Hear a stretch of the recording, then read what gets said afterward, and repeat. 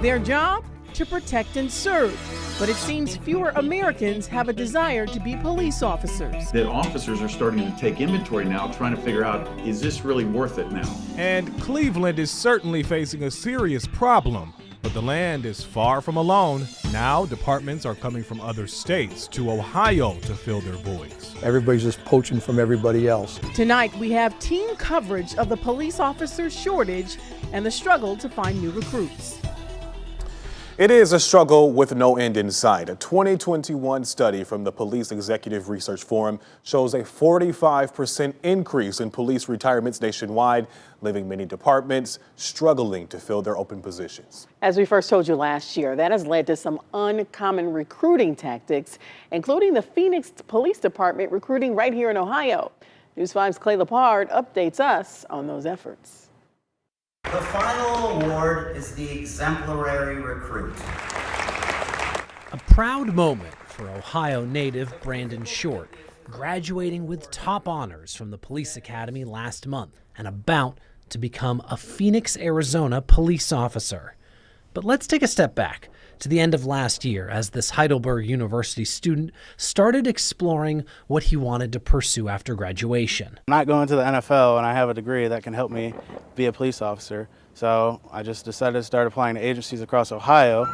During that waiting period, Short spotted this Facebook post about the Phoenix Police Department recruiting in Ohio, offering incentives including a $7,500 signing bonus. That led to a trip to Cleveland and this Marriott hotel, where Short, along with a group of others, took Phoenix's police test. And Phoenix's just went so fast, where it's like, okay, you're going to take the written test.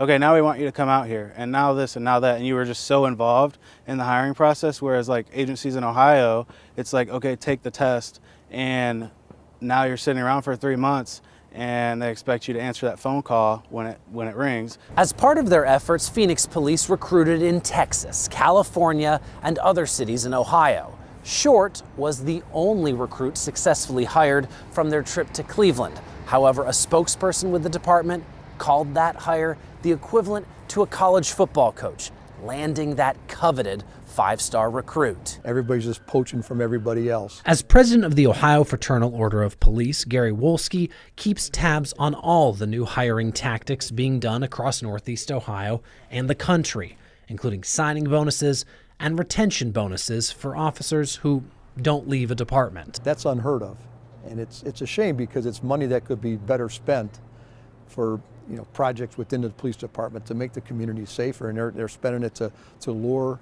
officers to their communities to get them to work, to have enough folks to man the patrol cars and to deal with the calls that they get. Back in Phoenix, it was like 48 today, and people in my academy class were like, it's cold, and I'm like, yeah, okay, it's not cold. Brandon Short begins his field training and admits he hopes others see what he did and explore all their options when entering this industry starved for talent. Would I never change the decision I made? Clay Lepard, News 5. It's also fascinating. And between a low starting salary and high crime rates, no city may be starving for officers more than Cleveland right now. Yeah, all year, News 5 investigators have told you how the department is dangerously understaffed.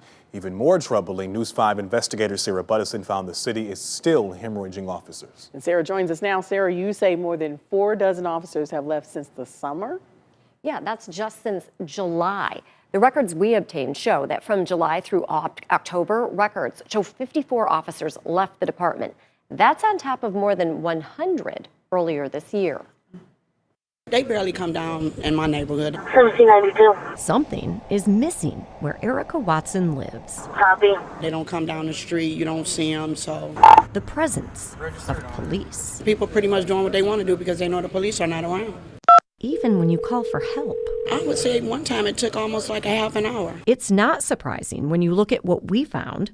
Cleveland continues to hemorrhage police officers. So far this year, 176 have left. That's on top of 186 last year and 133 who ditched the department in 2020. We did the math That's 30% of the force in just under 3 years. People are concerned. Blaine Griffin is the president of the Cleveland City Council and represents Ward 6. People want to see more visibility. They want to see a police car ride up their street. But like departments everywhere, Cleveland is struggling to replenish its ranks. An academy class was canceled this summer.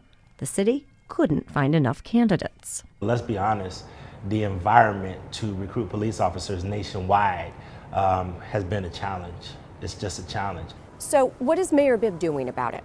Good question. We first asked for an interview 3 weeks ago, but the administration has yet to make anyone available to us. This administration, along with City Council, is committed to working around the clock to get this right. What we do know, during this news conference, Mayor Bibb announced plans to hire a marketing firm to help attract new officers. The way we communicate about the benefits of working in law enforcement have to change. That was in August. It's now November, and the city has yet to even send out a request for proposal to solicit bids. Is that okay?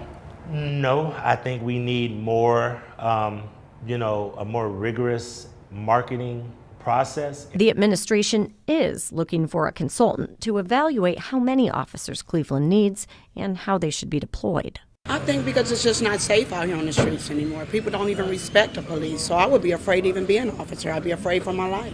So that can be one of the reasons. Even more troubling, things could get worse. We found 419 officers will be eligible to retire as of January 1st. So almost 1/3 of the force could leave at any time. I think it's just terrible. I mean, we want to feel safe, we want to be safe, but how can we? We don't have the police officers out there. Griffin says City Council has focused on investing in ShotSpotter, which detects gunshots, and other technology because police are stretched so thin. And Council just doubled the number of critical intervention teams. They respond to mental health crises, which frees up police to respond to other types of emergencies. In the studio, I'm News 5 investigator Sarah Buttison. Sarah, we appreciate you staying all over this. And the Cleveland Police Department is far from the only law enforcement agency dealing with a staffing crisis. Here are just a few other examples and their impacts. Massachusetts State Police recently moved 4 dozen troopers who typically investigate homicides and arsons to street patrol. In Los Angeles, there are 650 fewer officers than before the pandemic. As a result, the police department's human trafficking and narcotics units have been downsized. Also, the department's animal cruelty unit was closed. So there is a wide variance of salaries for police officers throughout the U.S. According to Zippia, the highest average salary can be found in Alaska at just below $79,000. Mississippi has the lowest average police officer salary, less than $31,000. Ohio's average salary for police officers is right in the middle of the pack at about more than $50,000.